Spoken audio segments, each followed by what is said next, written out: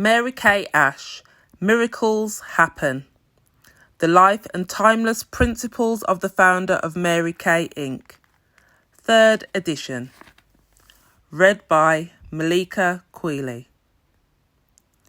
Chapter 2. A Competitive Spirit. Competition can be a very strong motivation, but I have learnt that it becomes more powerful when you compete with yourself and when you learn from your failures. As I was growing up, my mother constantly told me, anything anyone else can do, you can do better. After hearing this enough times, I became convinced that I could do better. And in my mother's eyes, one way for me to prove this was by making straight A's in school. B's just weren't good enough. I didn't want to disappoint her or myself, and so I worked as hard as I could to reach the goals she had set for me. But as I worked to make the best grades in my class, I found that competition and doing my best became my goals too. During those days, I never thought in terms of beating the other children. All I really wanted to do was to better my own best achievements. Soon it became necessary for me to excel in anything I did. Yes, I wanted to sell the most tickets for the May Fete or the most boxes of Girl Scout cookies. But more important, I wanted to sell more tickets or more cookies than I had the previous year. As I progressed through my career, the competitive spirit my mother had encouraged helped me through some very difficult days. And with each challenge, I concentrated upon competing with myself. Every Saturday, I computed my weekly sales, and I always wanted my earnings to be a little more than the week before. When I was successful, it wasn't because I was more talented than the next salesperson. I was just willing to make more sacrifices. I was willing to work hard and pay the price for that success. Of course, I didn't always reach my goal, but fortunately, my mother also taught me how to lose. She did this by encouraging me to look to the future, to do better the next time, to try harder. I think it's extremely important for young people to learn that you can't win them all. It is simply impossible to be the best all the time. Today, when I see parents pushing children to win, as they often do in some little league teams, I just pray that someone is also teaching those youngsters how to accept defeat, because anyone who competes has to face defeat and learn how to go on from there. One of my favourite expressions is, we fail forward to success. It's true, we learn from our failures. And how many times have we all heard it said that the person who never fails never attempts anything? I've found that successful people are never afraid to try because they are never afraid to fail. Many times I have told the people in our organisation, if we ever decide to compare knees, you're going to find that I have more scars than anyone in the room. That's because I have fallen down and gotten up so many times in my life. During the early years of Mary Kay Cosmetics, we didn't always set the world on fire. The company you see today was created in spite of many disappointments and setbacks. But I envisioned a company in which any woman could compete against her own best effort and thus become as successful as she wanted. From the very beginning, the doors of our company were open wide for any woman who believed that hard work and determination could conquer failures. Any woman who had the courage to dream and who was willing to pay the price. I believe you can have anything you want in this world, but yes, you do have to pay a price. Throughout my childhood, I knew that in order to get something, I had to give up something else. When I was a student, that usually meant giving up an extra hour or two of sleep so I could study. When I began my sales career, it meant giving up even more sleep so that I could do my housework and care for my children. As a young working mother, it also meant giving up my social life. There weren't enough hours in the day to work, keep house and look after children and have time left over for anything else. But I never resented these sacrifices. I wanted to support my family well, to buy a nicer house and to move to a nicer neighbourhood. I knew that each of these goals had a price, and my spirit of competition is what always helped me. It was worth it. Competing and striving to excel can also be a lot of fun.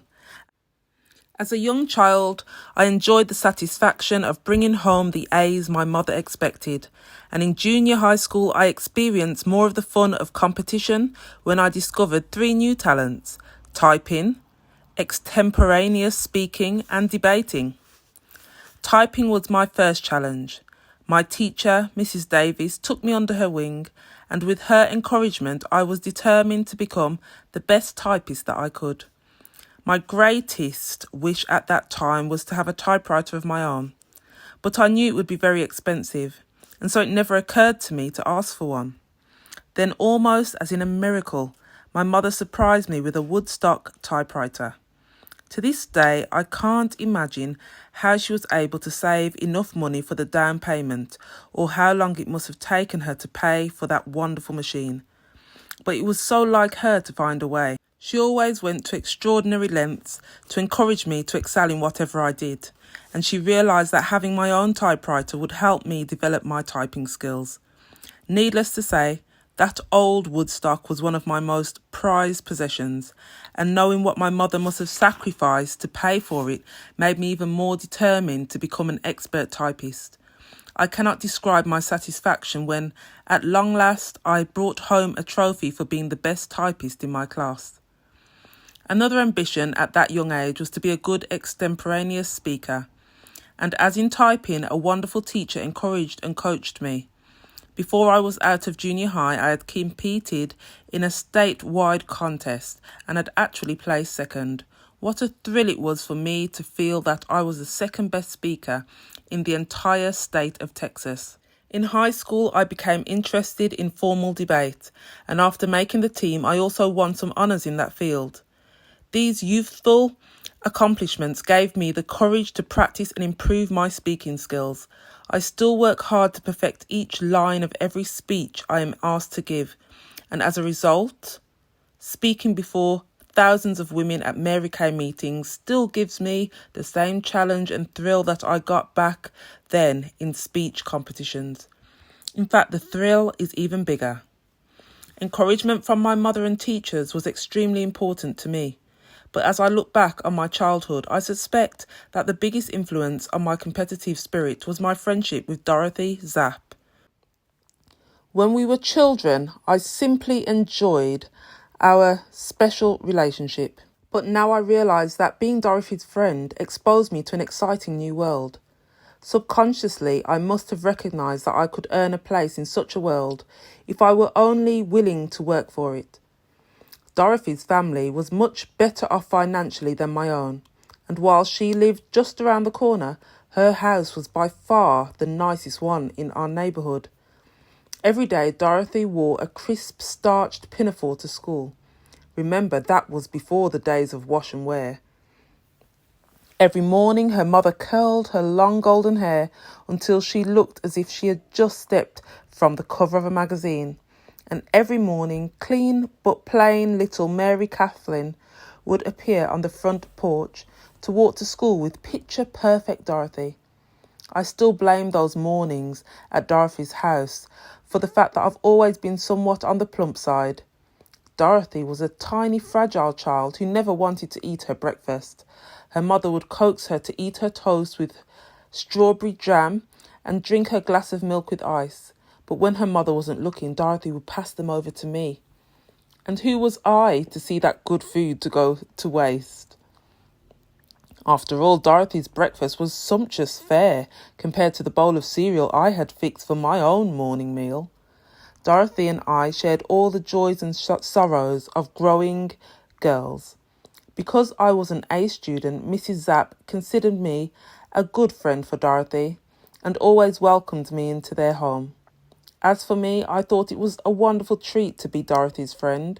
It meant that I could eat her delicious breakfast every morning, go on family vacations to her grandmother's farm, and join her family for luscious Christmas festivities. Some of my fondest childhood memories are of the Zapps' Christmas tree. Each tree reached to the top of the very high ceiling, and seemed to fill the entire room.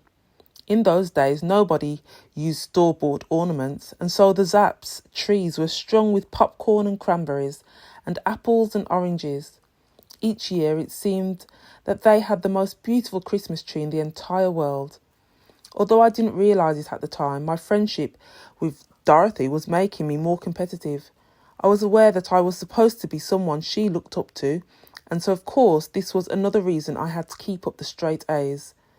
Besides, when Dorothy made an A, I had to make an A+. This competition extended into all other areas as well.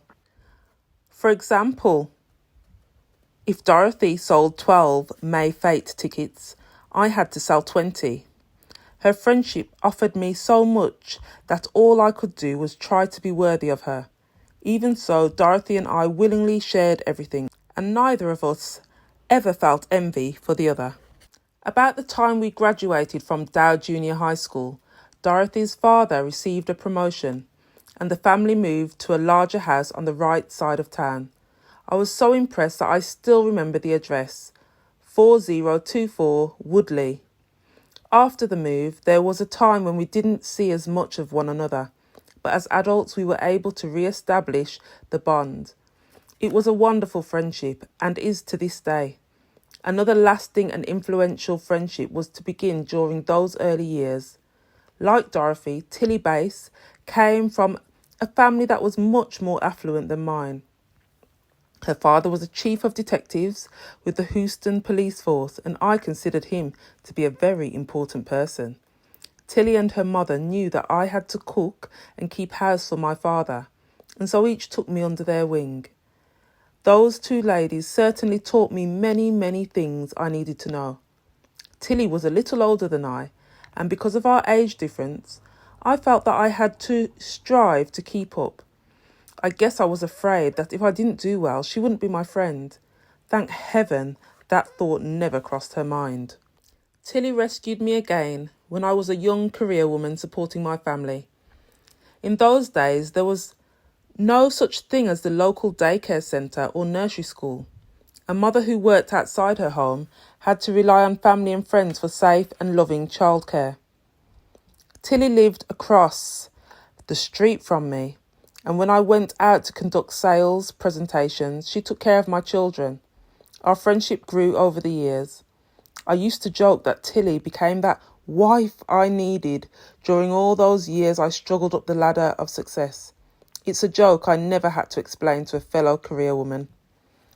By the time I reached high school, my competitive spirit was deep-rooted. I continued to make straight A's, and I would have liked to be my class valedictorian, but I decided to finish high school in 3 rather than 4 years, and graduating from summer school ruined my chances. My first experience with envy came when I watched my friend Dorothy begin her study at Rice Institute. My family simply could not afford to send me to college, and in those days scholarships were rare. So what could I do to compete with my friends who were able to further their formal educations? I knew that it had to be something great, and what seemed great to a 17-year-old girl in those days? You're right, I got married. He was a member of a musical group called the Hawaiian Strummers and a very big radio star in Houston. I thought he was a tremendous catch, sort of the Elvis Presley of the time. Maybe I couldn't go to college, but there was no doubt that this was a real feather in my cap. It was also the first time my competitive spirit created a real problem, because it drove me to do something and I would later regret it. We began our family and started to build a life together. But by that time, my husband's work took us to Dallas. Our young marriage had become very unhappy. And when he left to serve in World War II, I became the sole emotional and financial support for our 3 children.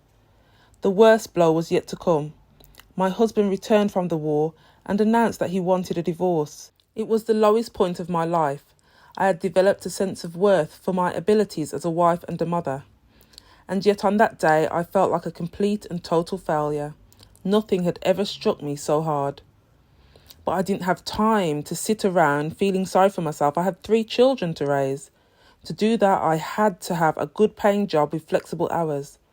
The flexibility was essential because I knew that I wanted to spend time with my children when they needed me. Direct sales was a natural solution, and so I became a dealer for Stanley Home products. I enjoyed selling, but nothing excited me quite as much as company contests. It was just that old competitive spirit of mine. I particularly remember one contest that really fired me up.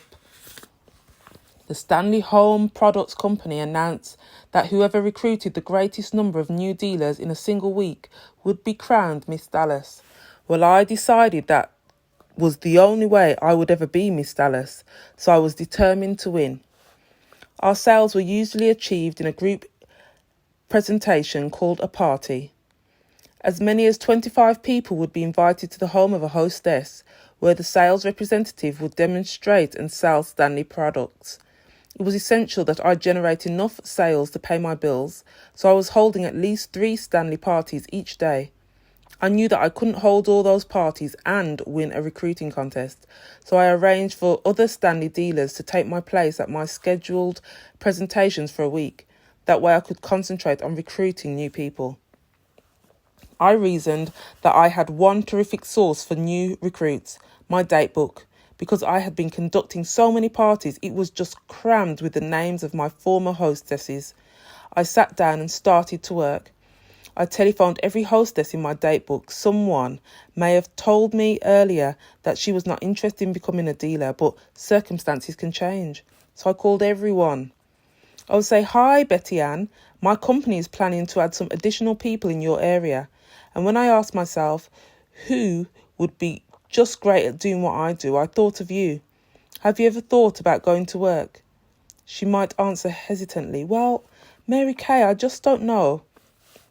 So I would reply, "I'm going to be out your way this afternoon. I'd love to talk to you for a few minutes and bring you some literature to read. Would about 2 o'clock be convenient?" All week I used the mornings to call former hostesses and make appointments. Then I spent the afternoons recruiting. I wanted to win that contest, and within 17 recruits in a single week, I did. I was willing to give up a lot of sales commissions to win. But as it turned out, I earned almost as much money as usual. You see, many of the women I called declined my invitation to join our company. But in closing, they said, "I'm glad you called. I need some," or "My sister-in-law was just talking about having a party with me." It doesn't look like much now, but I still have that Miss Dallas ribbon. Recognition was vital to me as money. I was convinced that I wasn't the only competitive woman around. So when I set out to form my dream company, I remembered that important point. I believed that even if they wouldn't work that hard for money, there were women who would work very hard for recognition. Because I wanted a company that utilised the best elements of competition, I carefully avoided contests in which there could only be 1, 2 or 3 winners. I am convinced that competition is most productive when you are competing with yourself. So at Mary Kay Cosmetics, everyone can be a winner. Just as my Miss Dallas ribbon was a symbol of my victory, every organisation devises its own set of symbols. Once I worked for a company that awarded little loving cups for meeting a $1,000 monthly wholesale quota. Surely you know that I did my best to get as many as I could. I put them on the mantle until I ran out of space. And soon there were so many that they ended up in a box in the closet. The only fun I ever had with them was when people asked, "What are all those loving cups for?" I'd answer, "For loving, of course." That taught me that symbols should be both pretty and useful. At Mary Kay, we gained international recognition for symbols such as automobiles, furs, dream vacations and diamonds. But it all began with something I call the Golden Goblet Club. My intent was simple enough. For each monthly wholesale transaction of $1,000, a consultant would win a beautiful gold-plated goblet. When someone had completed a set of 12, she would then win a matching tray. After 20, she would win a pitcher, and soon she would have a beautiful set for her dining room. I was so excited when I told Richard my plan. All she has to do is win a golden goblet is to sell $1,000 worth of wholesale merchandise in a month. Richard looked at me in disbelief. We're dealing with reality, he said. Our top people sell approximately $150 a week, and you're talking about selling $1,000 a month? Do you think they're just going to do that to win a stupid cup? You must realise that this was back in the days when we were still publishing the names of people who sold $100 or more in a single week. All 5 of them, that is. But I remembered the Miss Dallas contest. Recognition is the key, I thought. Yes, Richard, I said firmly. They will work for it. This is going to be a very exclusive club. Only a few people will own a golden goblet, and they'll do it because they want the recognition the goblet symbolises. I think you've lost your mind, he said. In his opinion, no one in the world would knock herself out to win a goblet, even if it was gold-plated. But a lot of women did. They competed against their own past records in order to win those goblets. After a year or 2, we had to stop inscribing them. We were just giving out too many, and then in a few more years, we began getting inquiries as to whether or not the company would consider buying them back, because many consultants simply had no use for the scores and scores of golden goblets. From this pioneer program, we developed the ladder of success, and it too is based on the principle that a person competes best when she competes against herself. The symbol for this competition is a gold pin on which each rung and each jewel represents a different personal plateau. Consultants and sales directors wear their ladders of success with great pride, and everyone knows that a person whose ladder is covered with diamonds is one of our star performers. It's like wearing a straight A report card on your lapel. At Mary Kay Cosmetics, we try to have contests in which everyone has a chance at victory. I've seen too many competitions in which there was a first, second and third prize while everyone else lost. Once I was employed as a national training director for a direct sales company that used such methods to motivate people. Because I was training the sales force, it was necessary for me to travel to many different cities. I used to say that what I needed most in that job was an asbestos suit, because everywhere I went, I had to put out fires before I could get down to training. You can neither teach nor motivate people who are at one another's throats. I knew that in my company, I did not want to see anyone step on someone else to win a contest. That kind of competition is only destructive. Andrew Carnegie once said, "The first man gets the oyster, the second man gets the shell." A competition in where there's only one winner may motivate some people, but I believe that it usually produces adverse effects. At Mary Kay Cosmetics, everyone has the opportunity to get the oyster, the shell, and the pearl. But we go a step further. Instead of pearls, we award sapphires, rubies, and diamonds. Today, Mary Kay Cosmetics is more than a post-retirement idea or wishful thinking. It has become a reality, and for me, a dream come true. The beautiful part is that every day I see the dream come true for other women. As a young child, I enjoyed the satisfaction of bringing home the A's my mother expected, and in junior high school, I